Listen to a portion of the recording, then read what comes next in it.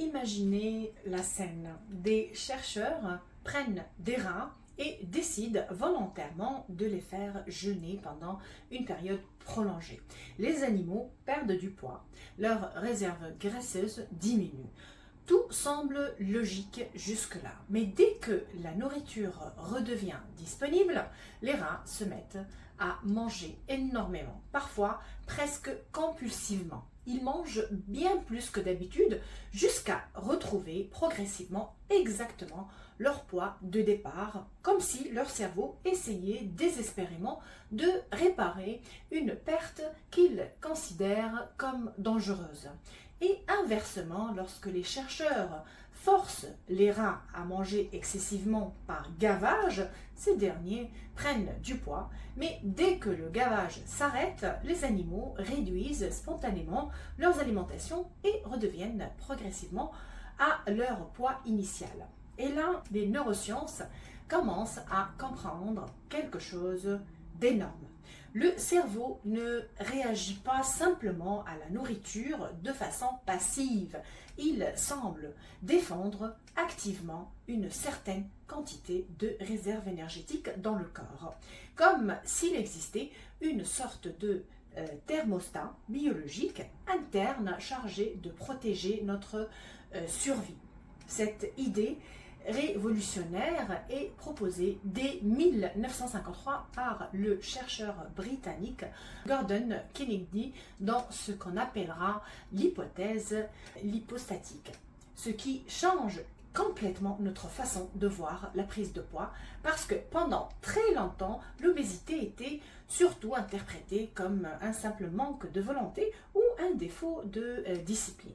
Mais ces expériences montrent qu'une partie du problème est profondément biologique. Le cerveau semble littéralement résister aux variations importantes de poids. Et pour comprendre pourquoi, il faut maintenant entrer dans l'un des systèmes les plus fascinants des neurosciences modernes, la communication entre la graisse et le cerveau. Oui, parce que votre graisse parle littéralement à votre cerveau.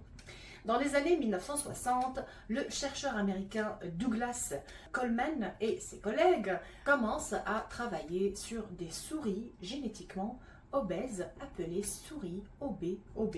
Il s'agissait d'une mutation génétique spontanée observée dans certaines lignées du laboratoire. Les chercheurs avaient simplement remarqué que ces animaux mangeaient énormément et devenaient massivement obèses. Et ça, biologiquement, c'était extrêmement étrange parce qu'objectivement, les animaux possèdent déjà énormément de réserves graisseuses.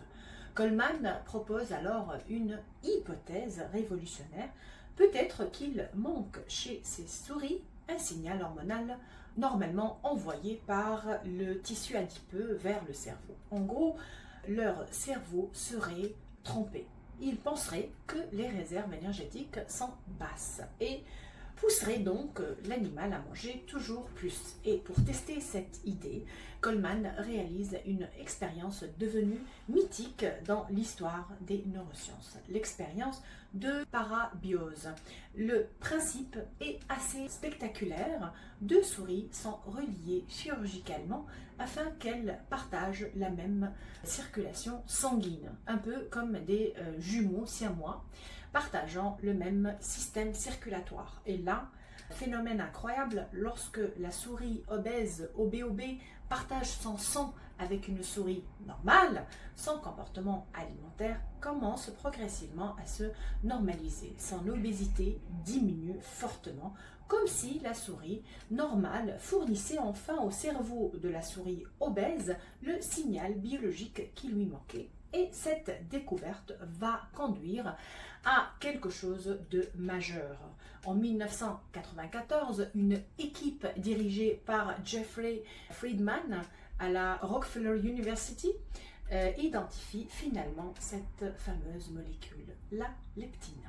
Le nom vient du grec leptos, qui signifie mince. Et cette découverte va littéralement transformer notre compréhension moderne de l'obésité.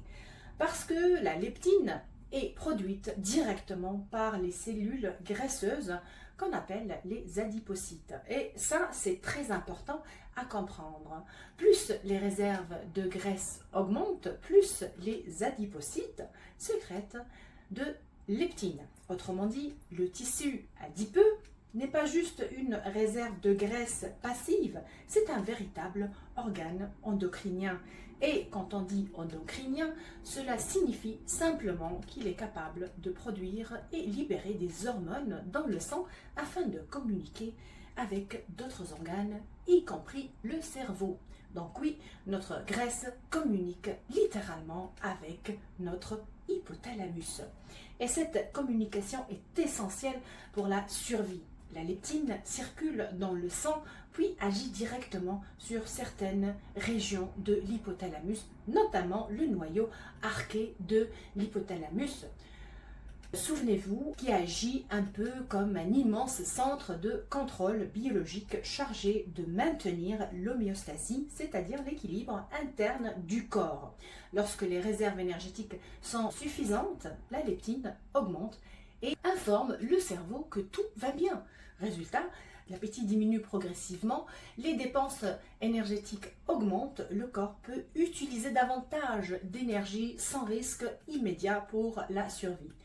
Mais lorsque les réserves diminuent pendant un jeûne, un régime sévère ou une perte importante de graisse, les taux de leptine chutent et là le cerveau change complètement de stratégie parce qu'il interprète cette baisse comme une possible menace de famine.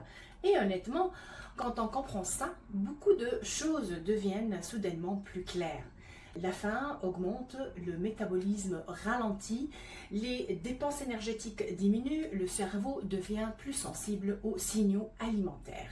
Certaines fonctions biologiques coûteuses en énergie, comme la reproduction, peuvent être freinées. Autrement dit, le cerveau ne déteste pas forcément la perte de poids, mais il déteste profondément le risque de famine. Et c'est précisément là que beaucoup de personnes commencent à avoir l'impression que leur propre cerveau lutte contre elles lorsqu'elles essaient de perdre du poids durablement. Mais la question qui s'impose, et probablement beaucoup d'entre vous y pensent à cet instant, est pourquoi une personne obèse continue-t-elle parfois à avoir faim et à manger davantage alors qu'elle possède déjà énormément de réserves énergétiques?